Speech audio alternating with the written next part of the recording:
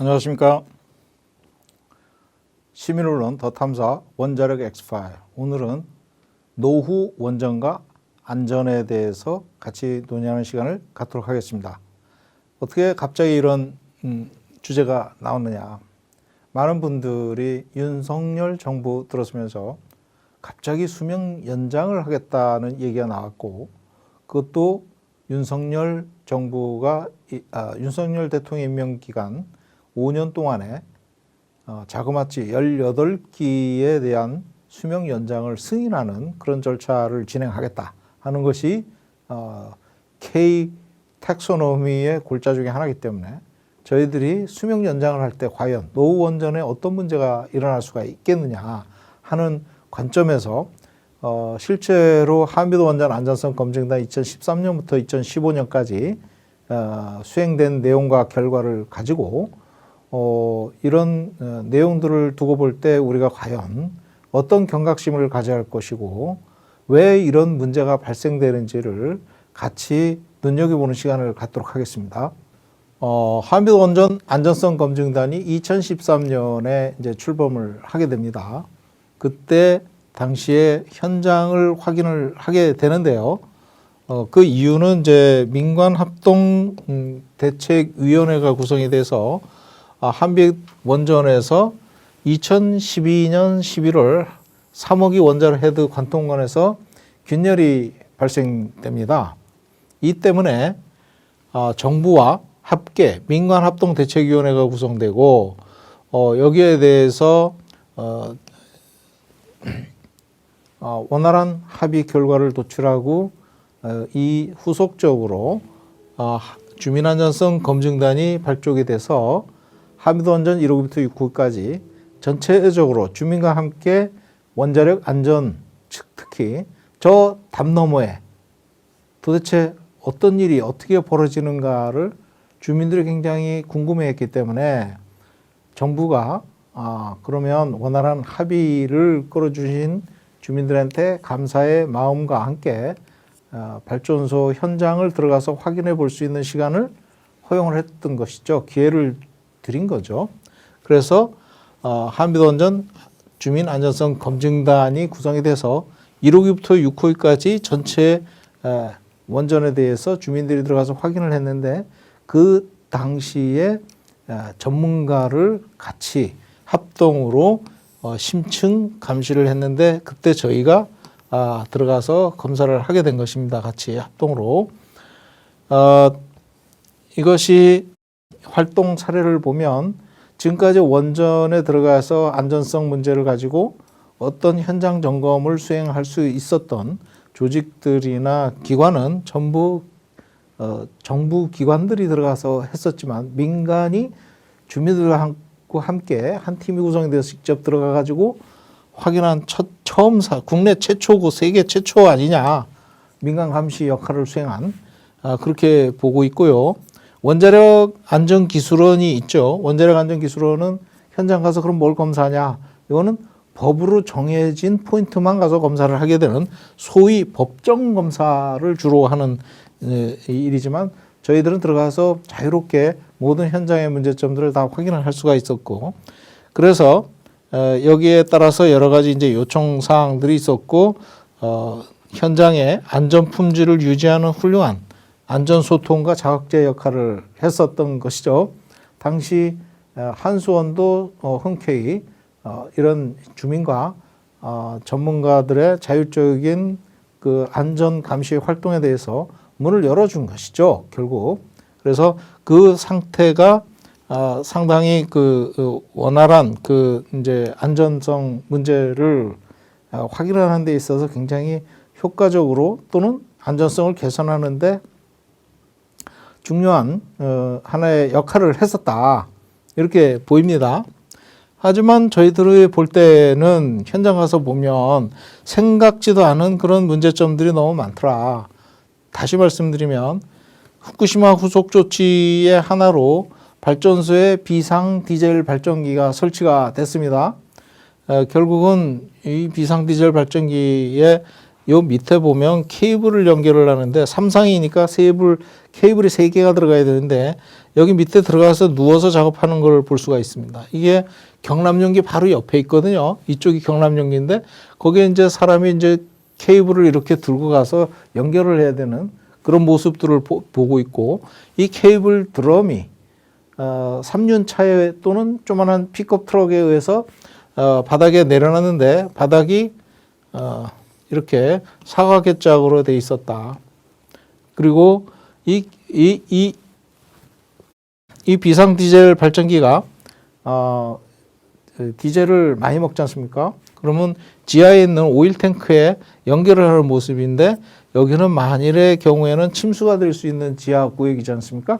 그래서 바깥으로 주입 라인을 빼야 되는데 그런 것들이 평상시에 잘 안 돼 있었고, 결과적으로는 저희들 볼 때는 그냥 사다가 놨다. 현장과 이렇게 어울리게 이렇게 설계를 해서 좀 더 상세한 그런 작업들이 진행되지 않았다. 이 높이도 20 몇 센치밖에 안 돼요. 그래가지고 어떤 통나무나 이런 것들이 길에 쓰러져 있으면 못 넘어갑니다. 운영 인력이 상시대기를 해야 돼요. 앞에 드럼을 싣고 가는 픽업 트럭 운전사, 지게차 운전사, 그 다음에 디젤 발전기 운전사, 그 다음에 케이블을 연결해 주는 사람, 뭐 이런 사람이 한 조로 상시 대기를 하고 있어야 되는데, 그게 과연 운영 인력 상시 대기가 가능하겠느냐, 이런 것들이 상당히 우려되는 점이었고, 한수원에서 이에 대해서 평상시에 준비를 좀 완벽하게 해 줘야 되겠다는 그런 얘기죠. 그다음에 이제 그 방제 대책인데, 이번에 이제 우리가 현장 내려가서 주민들 면담을 할 때도 기장에서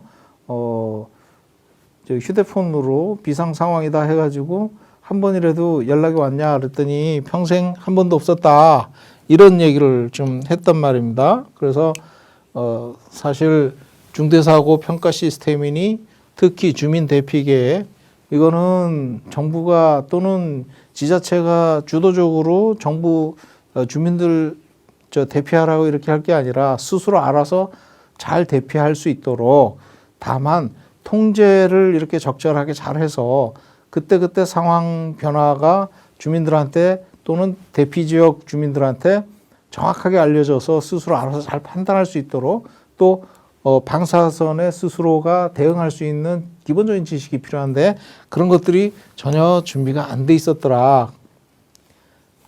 그런 문제점들 저희가 이제 지적을 해서 방사선 비상 대책을 잘해야 되겠다, 이런 얘기를 많이 했죠.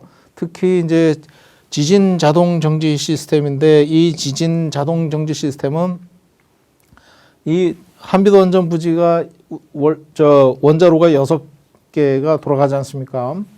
그럼 이 부지의 지진이 오면 6개가 한꺼번에 중단될 수가 있잖아요. 후쿠시마도 실제 6개의 원전 한꺼번에 다 정지됐죠. 그러면 어떻게 되냐면 여기에 지진 자동 정지 계통을 설치를 가지고 한꺼번에 다 중단되게 돼 있어요.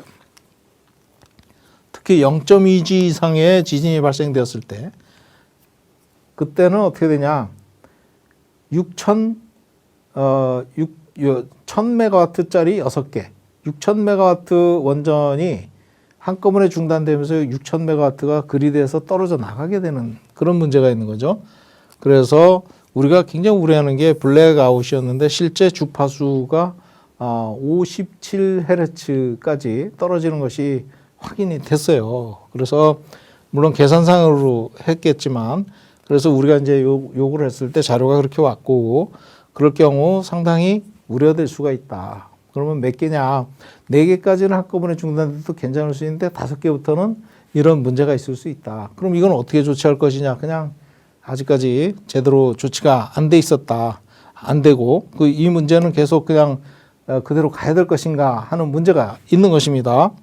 또 이제 추가적으로 원전에는 특히 증기 발생기 경수로 중에서는 웨스팅하우스, 그 다음에 여기에 우리 한국형 C형 원전이 이렇게 2가지가 타입이 있는데 서로 종류가 좀 다릅니다. 재질도 약간 다르고 공간 구성 배치 이런 것들이 좀, 웨스팅하우스는 약간 여유가 있고 C형은 컴팩트해서 굉장히 크고 복잡해집니다. 그런 문제가 있어서 세관이 아주 굉장히 열화가 심한 그런 특히 유동에 의한 진동 그걸로 인해서 이제 부서지는 그런 문제들이 좀 생기고 웨스팅하우스에 비해서 C형 우리나라 한국형 원전은 재료가 좀 취약한 재료로 구성이 돼 있어요. 그래가지고 방사선이 깨지면 바깥으로 나가기 때문에 이런 쪽으로 해서 이제 여기서 이제 이게 증기발생기고 이게 원자로지 않습니까? 그럼 원자로는 이렇게 따로 이제 회로가 구성이 돼 있고 증기발생기는 이제 증기가 나와서 이 터빈을 때리고 다시 돌아가는 물이 돼서 돌아가는 이런 순환 구조로 돼 있어서 서로 분리가 돼 있지만 세관이 깨졌다. 증기발생기 요 세관이죠. 이게 1000메가와트는 8,400개 정도 되는 굉장히 많은 세관이 여기 있는데 그중에 하나만 깨져도 상당히 많은 방사능이 이쪽으로 해서 이쪽으로 나가버린다. 그래서 굉장히 좀 이쪽으로 나가는 게 아니라 여기 복수기 쪽을 통해서 나가게 되겠죠. 실제로는. 그래서 이런 굉장히 문제가 좀 큰데 이런 문제점들을 고려를 할 때 상당히 좀 우리가 좀 주의를 해야 됩니다. 그런데 이 관리를 어떻게 하는가 이제 저희들이 봤죠. 2014년 10월에 우리가 이제 가서 검증단 활동을 할 때 한빛 3호기가 증기발생기에 누설을 대 가지고 정지가 됐습니다. 그래서 들어가서 보니까 첫 번째 여기에 이제 그 방사능 감지기가 2개가 있는데 하나, 둘 있고 여기에 이제 또 내려와서 이렇게 이제 라인이 또 있는데 여기에도 또 하나가 있고 호기당 방사선 감지기가 레디에이션 모니터가 이게 6개가 있는 거예요. 6개. 3개 곱하기 2. 이게 한 증기발생기당 3개. 네, 3개 모니터가. 그 다음에 이 증기발생기가 2개니까 6개가 있는 거죠. 세관이 누설이 되면 바로 그 증기발생기를 차단을 시켜줘야 더 이상 바깥으로 안 나가지 않습니까?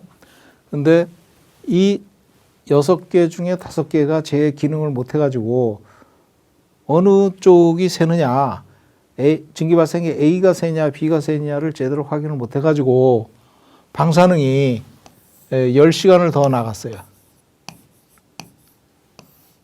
이 방사능이 이쪽을 통해서 더 많이 바깥으로 계속 나가게 된 거예요.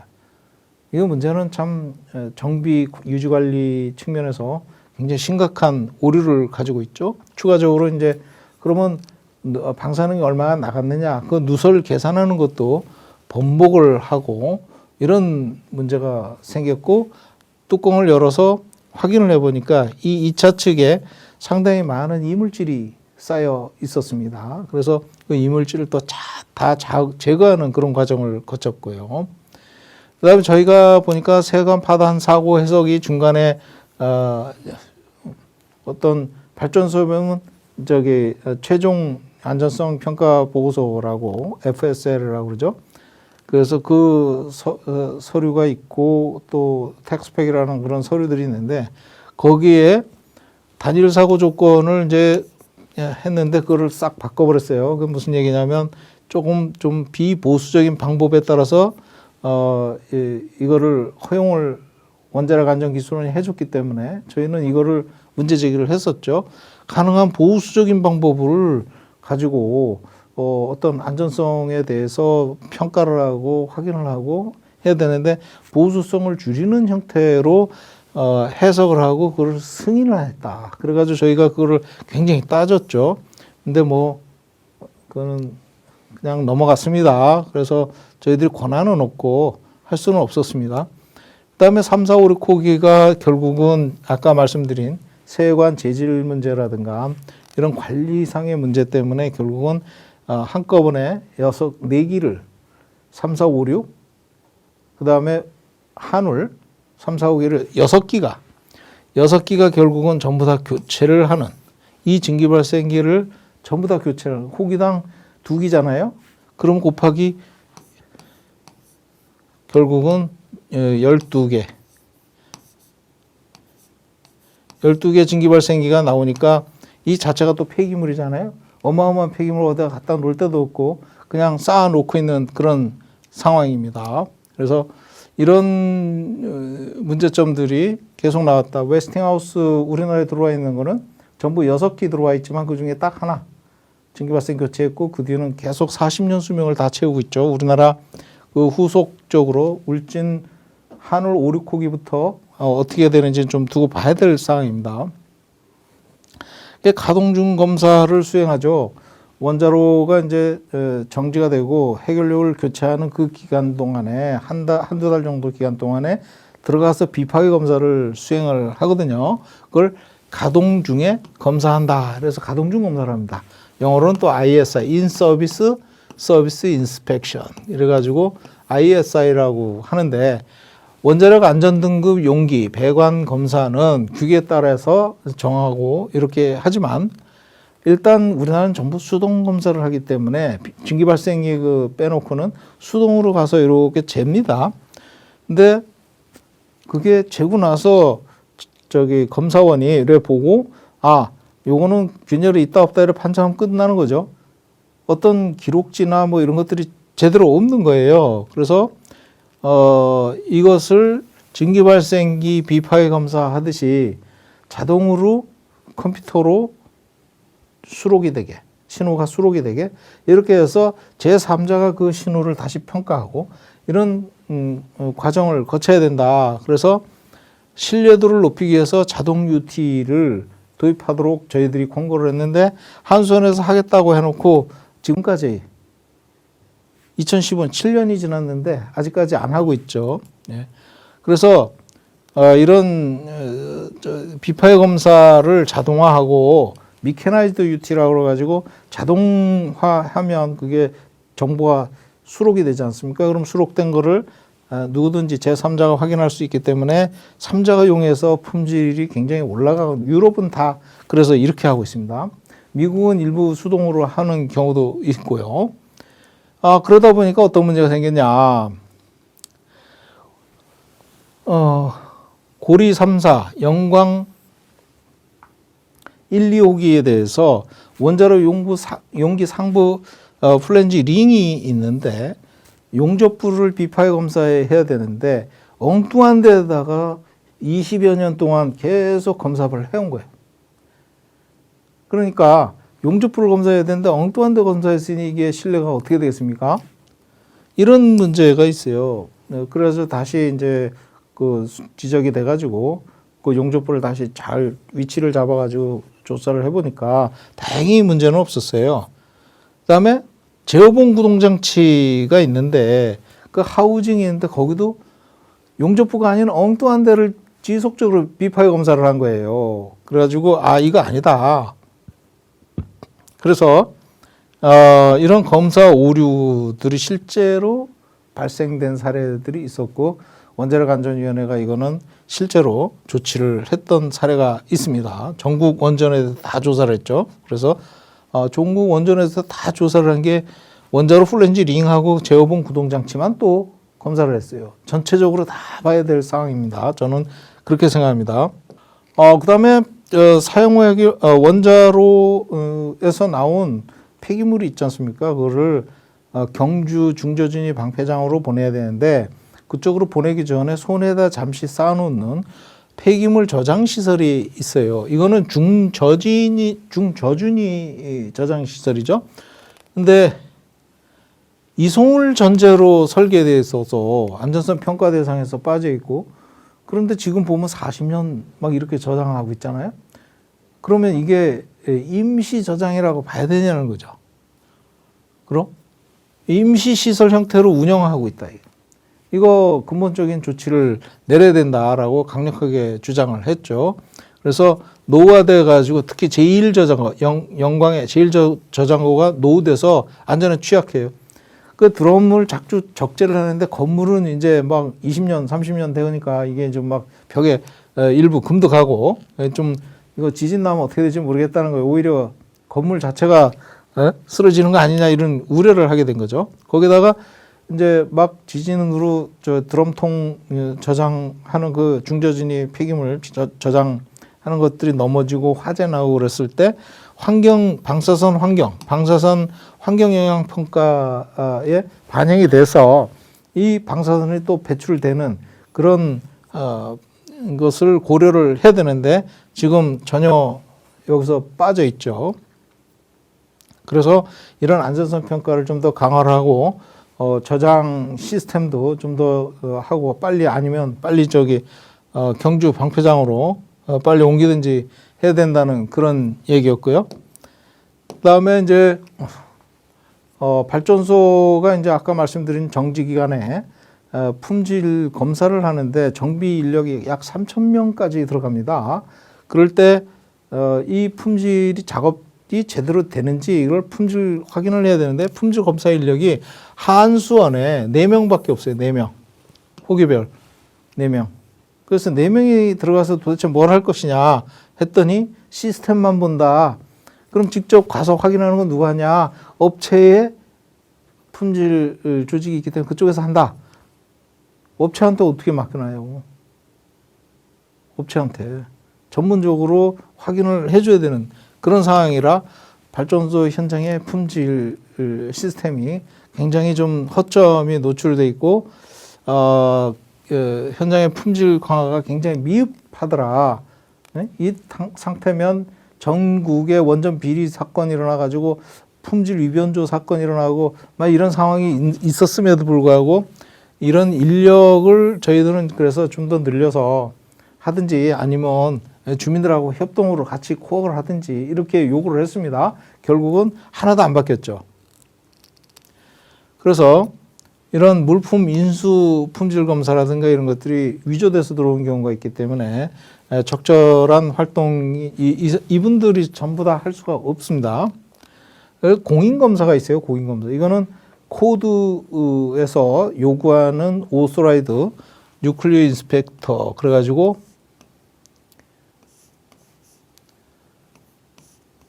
ANI라고 그래가지고 오소라이드 뉴클리어 인스펙터라고 합니다. 이거는 법적으로 이분들이 투입돼야 됩니다. 하지만 한수원이 용역을 줘요. 이분들한테. 그러니까 한수원이 갑이 돼버린 거예요. 독립적이지를 않게 된 거예요. 그러다 보니까 3자 입장을 강화할 수가 없다. 그래서 원자로 해도 관통관할 때도 실제로 공인검사자가 집에서 승인을 해주는 그런 웃지 못할 그런 사건이 확인된 그런 경우가 있습니다. 현장에서 입회해가지고 이거 용접 제대로 됐어 오케이 하고 사인을 딱 해줘야 되는데 확인을 안 하고 집에서 작업자가 잘 됐어 잘 됐다 오케이 하고 저 멀리 떨어진 창원 집에서 그냥 사인을 하는 그런 경우가 있었습니다. 그래서 그게 큰 품질을 위해할 수 있기 때문에 그런 문제점들은 그냥 가만히 놔두면 점점 문제가 더 심화될 수가 있기 때문에 그런 문제점들이 지적이 됐고요. 또 품질 검사 용역을 한수원이 또 발주를 해요. 이런 것들을. 그러니 한수원이 원하는 방향으로만 가버리는데 이런 것도 좀 객관성을 갖고 독립성을 갖고 품질 검사를 할 수 있도록 해야 되는데 한수원 자체가 영원한 독점 기업이잖아요. 그래서 이런 것들은 상당히 어렵더라. 그러다 보니까 현장이 실제로 어떻게 되느냐. 이거는 국회에서 실제 발표를 한 내용입니다. 이게 오일 다이크라고 이렇게 이제 기름 탱크가 이래 있으면 여기에 이제 댐을 이렇게 설치를 하게 돼 있어요. 왜냐하면 이게 넘어져도 오일이 확 퍼지지 않도록 하기 위한 건데 없습니다. 여기도 없어요. 여기도 없고. 댐은 있는데 배관이 뭐 이런 게 뻥 뚫고 지나가요. 이러면 안 되잖아요. 여기도 뻥 뚫고 지나가고. 오일 다이크 있으나 마나한 거예요. 사실. 그다음에 케이블이 위층에서 아래층으로 내려가는데 구멍이 뻥 뚫려 있어요. 이렇게 되면 안 되거든요. 여기서 물이 떨어지거나 아니면 기름 같은 게 오일이 불 붙어서 확산이 될 때 일로 빠져버리면 밑으로 내려가 보잖아요. 그래서 차단을 시켜줘야 되는데 여기도 그냥 구멍을 매움을 하지 않고 그냥 놔둬버렸어요. 그냥 이런 데는 그냥 이렇게 비닐 같은 걸로 이렇게 싹 씌워놨고 이런 경보등 이런 것들은 사실 방폭 기능을 가지고 설치가 돼야 되는 상황입니다. 이런 거. 그다음에 이제 경보장치 이런 거. 그래서 이런 것들이 지금 제대로 안 돼 있다. 이런 거. 그리고 방화문, 방수문, 방폭문이 있습니다. 이래 문이 있으면 이렇게 밑에 아래쪽에 이렇게 틈이 있으면 저쪽에서 이쪽으로 기름이 넘어올 수가 있겠죠. 또는 화재가 돼가지고 뭐 어떤 불길이 넘어온다든가. 이렇게 틈이 벌어져 있으면 안 되는 거죠. 근데 문이 있어요. 문이 있는데 이게 이렇게 고장이 나가지고 닫히질 않아요. 닫히질. 네? 이런 상태로 계속 유지가 되고 있었다. 그 다음에 이제 보십시오. 이 스프링클러가 있잖아요. 스프링클러. 그럼 여기서 화재 나면 쫙 터질 거 아니에요. 근데 그 위로 케이블이 지나가요. 케이블이. 여기서 사고 나면 불길이 나면 이 스프링클러 아무리 작동돼도 여기서 나는 화재는 꺼지지가 않는 거죠. 이렇게 설치를 해놨더라. 그래서 이것도 지적이 됐죠. 이거는 불꽃 감지기가 이제 거리 측정 시험이 부족했다 그런 얘기고, 이제 여기는 위험물 안전관리법에 의해서 허가받고 설치해야 되는데 허가받지 않고 이런 시설들이 운영되고 있어서 그런 것들도 개선 요청을 했죠. 그다음에 이제 발전소 안에 이런 그 무허가 임시 시설들이 있어서 이런 거는 화재가 나면 화재 하중이 증가될 수가 있기 때문에 이런 건 오버홀 끝나면 바로 치워야 되는데 안 치우고 있었더라. 그다음에 화재가 케이블을 덮치면 케이블이 타잖아요. 그러니까 내화 랩핑 이제 이렇게 씌우는 걸로 하게 되는데 이렇게 아주 친절하게 잘라져 있는 상태로 있고, 예? 있어도 비닐 자체가 제 성능이 안 나온 걸로 쌓여져 있었더라. 그다음에 이거는 이제 플레임이 이제 직접 탱크로 들어오지 못하게 이렇게 꺾여 있는데 이쪽에 그 녹이 많이 쓸어 있더라. 그리고 이렇게 이제 좀 이렇게 이제 녹이 쓸어 있는 그런 모습들을 확인할 수가 있었고요. 그다음에 지진이 일어났을 때 기기들 간에 가까우면 이게 충돌이 일어나서 더 많이 깨지는 경우가 많습니다. 그래서 사이즈맥 갭이라고 그래가지고 지진이 일어나면 좀 어느 정도 그 움직이더라도 서로 부딪히지 않도록 일정 갭을 둬야 되는데 갭이 없어요. 갭이. 그래가지고 이런 갭들 문제 때문에 많은 요구를 했는데 이런 것들이 지금 사실 어떻게 조치됐는지 좀 확인이 필요한 사항입니다. 그다음에 이렇게 콘크리트 균열이 있고 이렇게 들떠 있거나 여기도 들떠 있는 상황이죠. 이런 것들. 그다음에 이제 지진이 왔을 때 주 제어실, 운전원이 들어있는 주 제어실에 있는 직기류가 이게 날아가면 안 되잖아요. 계기를 치니까. 그래서 굉장히 위험해집니다. 그래서 여기에 이렇게 고정장치가 있었는데 고정장치가 없어요. 여기에 이렇게. 그리고 지진 일어났을 때 이제 고정을 단단히 하려면 이렇게 너트로 이렇게 채워져야 되는데 너트가 없죠. 예? 그리고 와셔가 없어요. 와셔가. 그다음에 리밋 스위치라는 것이 있는데 이렇게 접촉이 좀 불량한 상태로 운영이 되고 있고 경보기는 떨어져서 이렇게 매달려 있더라. 그다음에 도장이 손상이 돼가지고 벌겋게 녹이 스는 그런 모습들을 확인할 수가 있었습니다. 이렇게 이제 모터는 안전등급이기 때문에 굉장히 중요하지 않습니까? 스팀 뭐 사고 일어났을 때 고온 스팀이 막 오더라도 이게 커버가 잘 보호가 돼가지고 안에 있는 코일이 제대로 작동될 수 있도록 하는 건데 여기 보면 여기 볼트가 없어요. 볼트가. 여기도 볼트가 아예 없고요. 모터 이제 하우징이지 않습니까? 케이블 연결 부위가 이렇게 너무 녹이 많이 쓸어 있더라. 이것도 제대로 연결이 될지 안 될지 모를 상황이고 이쪽 방에서 저쪽 방으로 케이블이 이렇게 통과되는 구간은 지나고 나는 지역은 이렇게 메꿈이 있어야 되는데 메꿈이 전혀 없더라. 여기도 마찬가지죠. 예? 그다음에 앵커 볼트가 관리가 제대로 안 돼서 그런지 녹이 실어 있더라. 예, 그다음에 컬럼인데 이게 좀 지진이 오면 흔들거릴 거 아니에요. 그러니까 여기 볼트를 좀 단단히 매줘야 되는데 볼트가 없습니다. 그다음에 설비가 케이블이 있으면 케이블을 콘디트란 걸로 이래 씌워줘야 좀 안전하게 잘 보호가 되지 않습니까? 콘디트는 있는데 이게 잘라져 있어요. 여기는 아예 콘디트가 없고 여기도 마찬가지입니다. 여기도 이 케이블에 콘디트가 제대로 안 돼 있어요. 이게 정말 안전등급이라고 우리가 사진을 찍어봤습니다. 담당자가. 그리고 이제 여기에 보면 누설 부위예요. 누설 부위.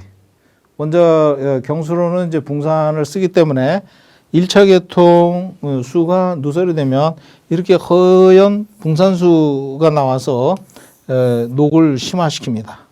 여기는 이제 녹이 진행된 거고, 그래서 여기는 이제 누설이 일어났던 지역입니다. 이런 데는 정비를 좀 해줘야 되는데 그냥 그런 상태로 가고 있더라.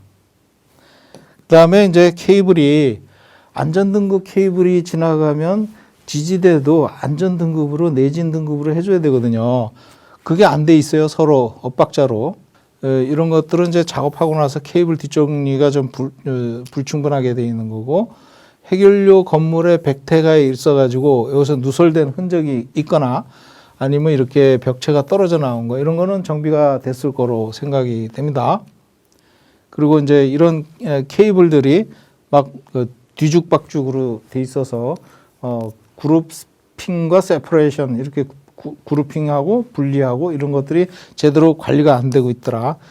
그 복수기 한미도 원전 1호기에 이제 복수기가 누설이 일어나가지고 진공도 떨어져 정지가 됐어요.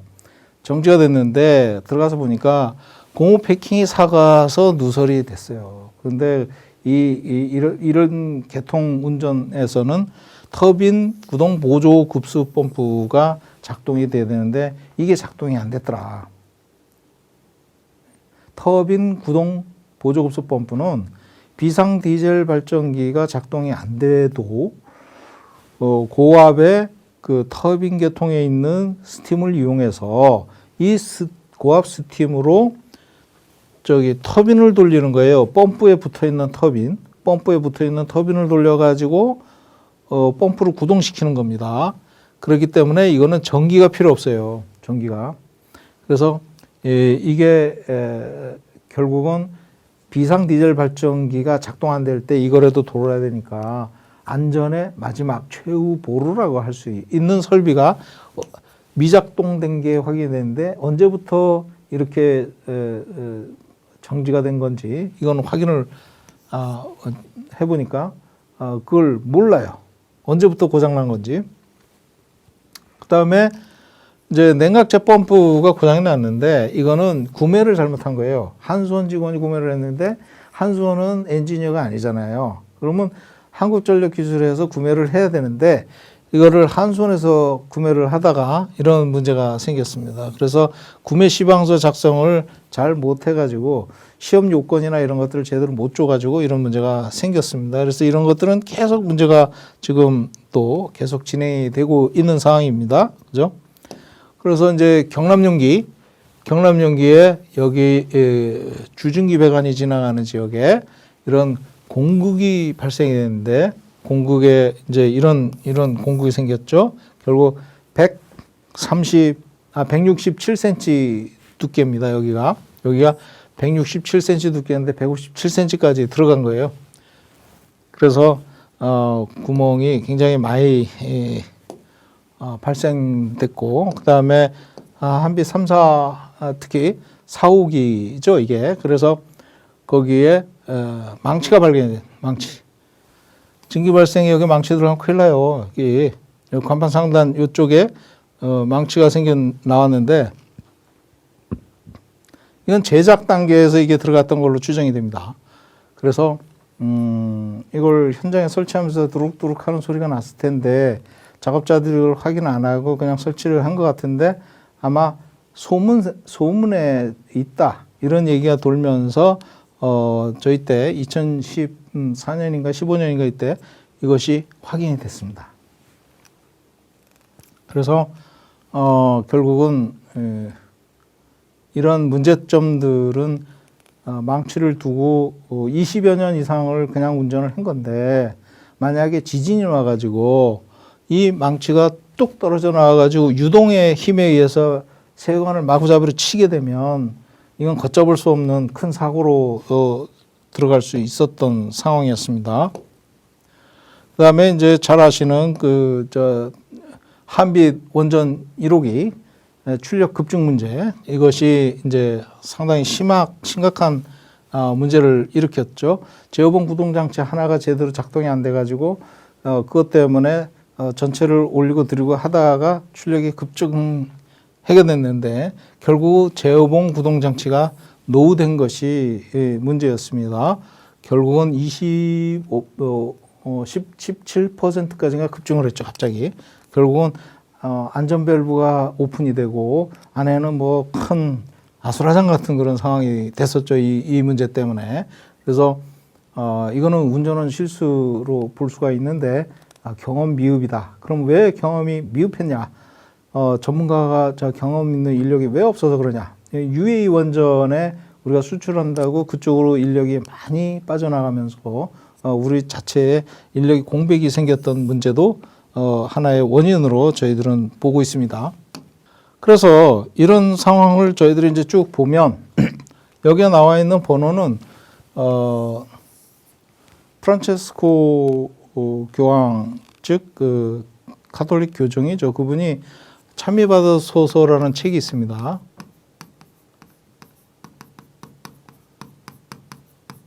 여기서 뭐 종교적인 얘기를 하자는 게 아니고 참미받으소서라는 책이 있는데 그게 생태 환경 문제를 다룬 철학적으로 아주 깊이 있게 다룬 문제예요. 그래서 저는 이 구절들을 많이 응용을 하는데 우리 원자력 발전소의 안전성 문제를 두고 볼 때 이 구절들을 하나하나 이렇게 여겨보면 굉장히 우리가 시민으로서 안전을 우리가 어떤 자세로 봐야 될 것인가 하는 것이 그대로 드러납니다. 여기에 보면 다른 민족이나 미래 세대에 전가하는 현재의 비용을 미래 세대에 전가하는 것은 안 된다는 거예요. 그렇죠? 윤리적 행위가 아니다. 무슨 얘기냐? 10만 년 동안 관리해야 되는 사용 해결료는 윤리적이지 않다는 겁니다. 우리 세대에 이걸 문제를 해결을 해야 돼요. 그런데 이거는 10만 년 동안 가야 된다는 거는 이거는 윤리적이지 않다. 그런 말씀입니다. 현재 우리가 환경 악화 방지를 위한 비용 효율이 높은 조치의 실행을 미뤄서는 안 된다는 거예요. 가격이 비싸다고 사용 해결료 저장조에 누설이 되지만 가능한 조치를 안 하려고 그러잖아요.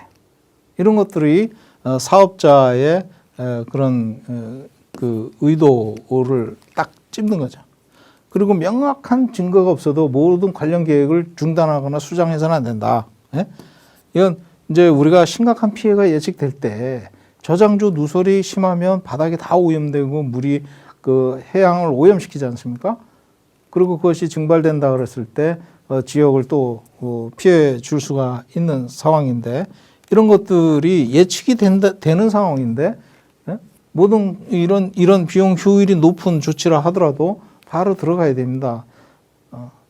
사용 해결료 저장되고 조치하는데 얼마 들어가겠습니까? 호기당 뭐 100억, 200억 정도 들어간다 그러면 전체 해봤자 1000억이 안 들어가거든요. 1호기부터 4호기까지 다 조치한다 그래도 그것도 2, 3년 동안에 1000억이 들어가는데 우리나라 한수원에서는 그 연구개발 비용으로 1년에 4천억, 5천억을 씁니다. 1년에. 근데 그 결과가 진짜 우리 시민사회나 또는 우리 국가에 어떤 도움이 되는지 진짜 확인된 게 별로 없어요. 무엇을 위한 연구냐? 연구를 위한 연구에 4천억, 5천억을 쓰는데 현장에 이렇게 세는데 비용 효율이 높다고, 비용이 높다고 조치를 미루어서는 안 된다는 겁니다. 그 다음에 또 한 가지는 그 이윤극대화 원칙. 이거 사업자 원칙이죠. 이윤극대화 원칙. 이윤극대화. 돈을 많이 벌어야 되니까 안전 설비에 투자를 안 하고 정비에 투자를 제대로 안 하는 건데 이래서 기업들은 속성이 그렇다는 거예요. 비용의 극히 일부만 계산해서 지불하고 수익을 내려고 그래요. 그 사회적 책임성이 굉장히 강조되는 원전 발전소에 이런 룰이 적용돼서는 안 된다는 것입니다. 특히. 그래서 우리나라 원자력 산업계는 일단 정부가 현장 실무나 이렇게 어떤 특정 이입 집단에 의해서 좌지우지되는 그런 특성을 가지고 있어요. 그래서 그런 문제를 우리가 좀 심각하게 봐야 되고, 원자력 안전위원회의 신뢰도 우리가 진짜 다시 봐야 됩니다. 원자력 안전위원회를 믿고 우리가 원전 안전을 맡길 수가 있느냐. 이거 진짜 심각하게 들여다봐야 돼요. 이거. 왜냐? 월성 저장소 직접적인 누설은 없다 그러는데 작년 12월에 결국 들어가서 확인해 보니까 누설되는 게 확인됐지 않습니까? 그래서 나온 게 뭐냐? 그건 조치했으니까 됐다. 이렇게 땜빵을 했다는 거예요. 그러니까 이제 더 이상 누설되는 게 없지 않느냐. 아니 다른데 어디서 더 누설될지도 뭐 있는 상황인데 그거 확인도 안 해보고 무조건 없다 그러는 거예요. 그럼 그전에는 왜 직접적 누설이 아니다라는 근거는 뭐냐? 그럼 그거부터 따지죠. 왜 그렇게 우리가 판단을 했고 그게 뭐가 잘못인가? 그거부터 따지고 들어갔어야죠. 원전 비리는 지금 잠복된 상태다. 조사를 하면 무지무지 나온다 이거. 안전규제 시행, 지침 수립의 적절성에 대한 감독 기능, 규제 행위에 대해서 원자력 안전위원회가 하는 규제 행위에 대해서 감독자가 없어요. 지금 현재 국회밖에 없습니다. 국회의원. 이번에 이제 국정감사 하잖아요. 여기밖에 없어요. 근데 1년에 단 한 번, 뭐 몇 번 이렇게 가서 확인하는 건데 그걸로 충분히 되겠습니까? 그 독점 사업에 따라서 이런 연구개발, 아까도 말씀드렸지만 진짜 발전소의 안정에 직결되는 그런 문제점을 해결하는 그런 연구보다는 연구를 위한 연구가 되게 많아요. 그게 대표적인 게 소형 모듈 원전이에요. 수출도 안 되는 거. 그거 뭐 열심히 하려고 그러냐 이런 거. 파이로 프로세싱 미국에서 승인을 해줘야 하는 건데 그 연구를 하겠다. 국가연구개발계획에 넣어달라. 뭐 열심히 그 얘기를 하고 있는 것 같은데, 예? 전부 핵공학적인 연구만 해야 된다. 예? 맞냐?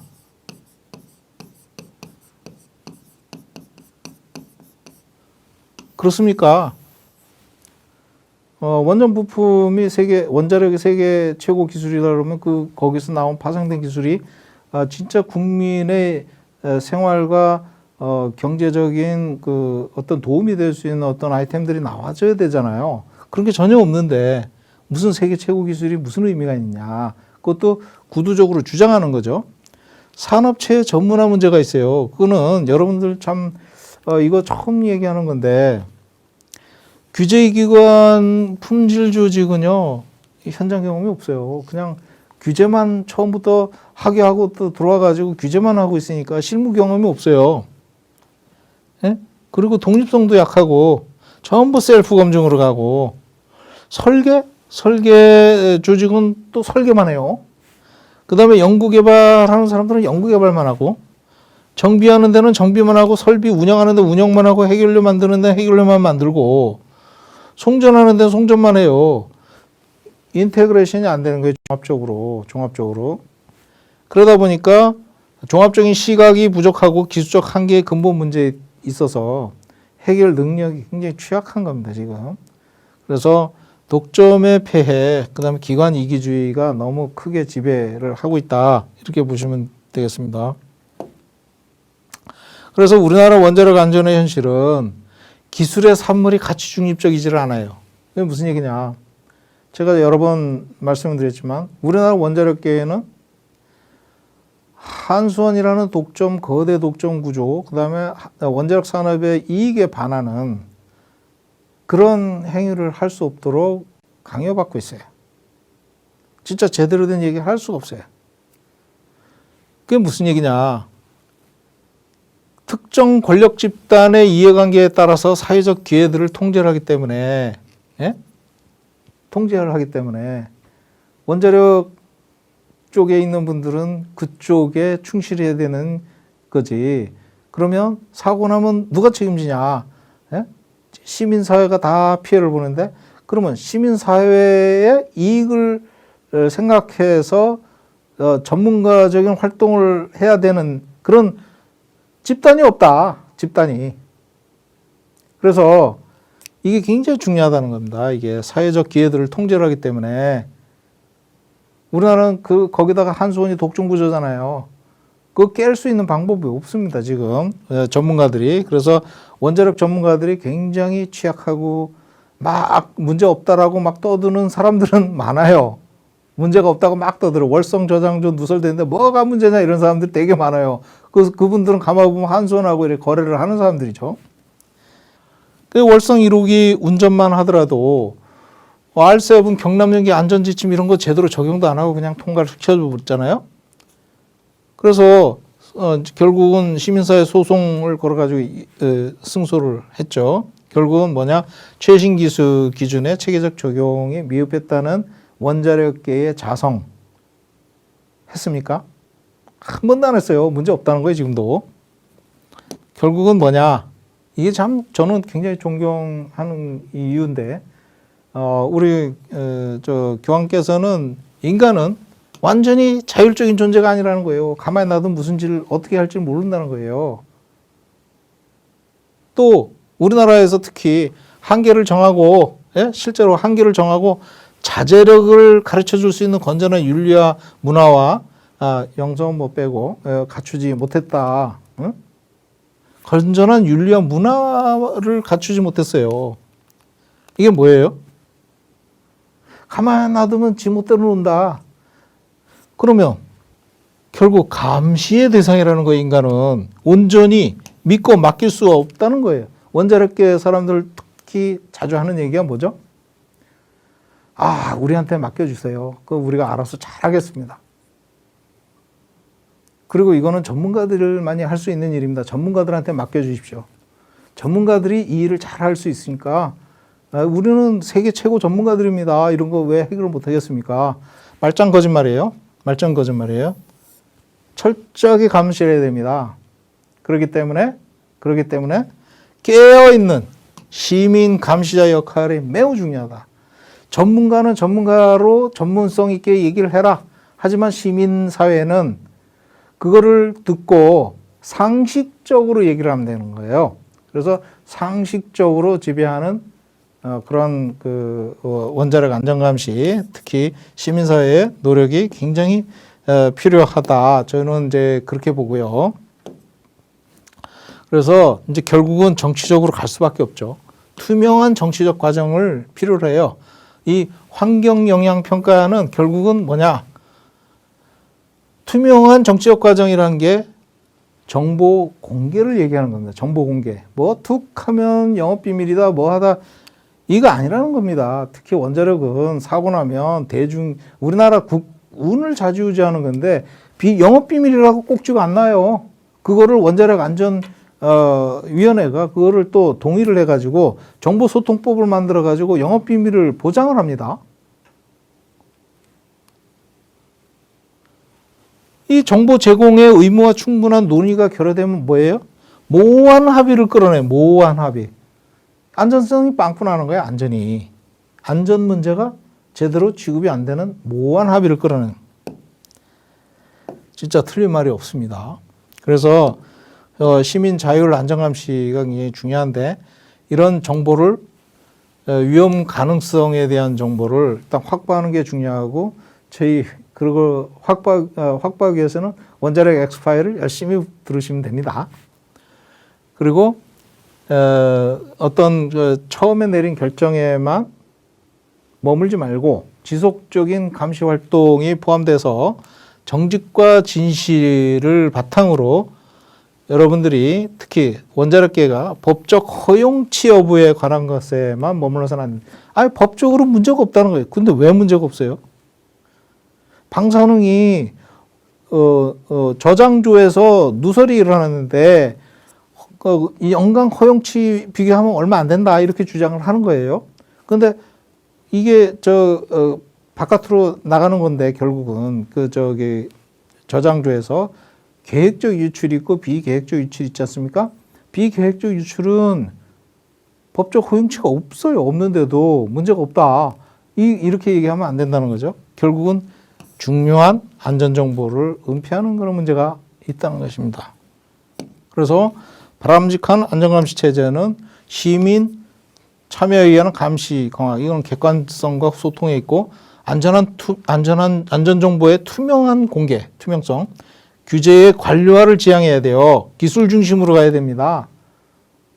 툭 하면 뭐 결재받아야 되고 법적으로 행정적으로 검토를 해야 되고 지난 원자력 안전위원장도 그 얘기를 했죠. 법과 행정에 따라서 완벽하게 안전 관리를 하겠습니다. 이랬거든요. 법과 행정에 따라서. 법과 행정에 따라서 안전 관리가 제대로 되면 원자력은 뭐 문제가 전혀 없는 거예요. 만약에 비상 상황이 생겨가지고 뻥 터져가지고 난리가 났어요. 거기서 법과 행정으로 관리를 할 거예요? 그 즉시 기술적으로 바로 판단 내려가지고 주민들을 대피하고 이런 그런 능력들이 필요한 거죠. 발전소도 안전성 관련해서는 결국은 기술적인 기반이 돼야 되는 거고 규제 자체도 기술 중심 규제가 돼야 된다. 어떤 법적 제한치 인하라고 그냥 또는 그거를 살짝 바꿔가지고 문제 없다. 이거는 아니다라는 겁니다.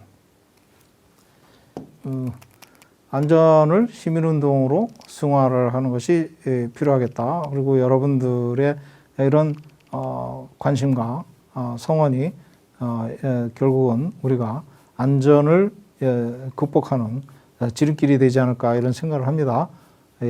오늘 여기까지입니다. 감사합니다.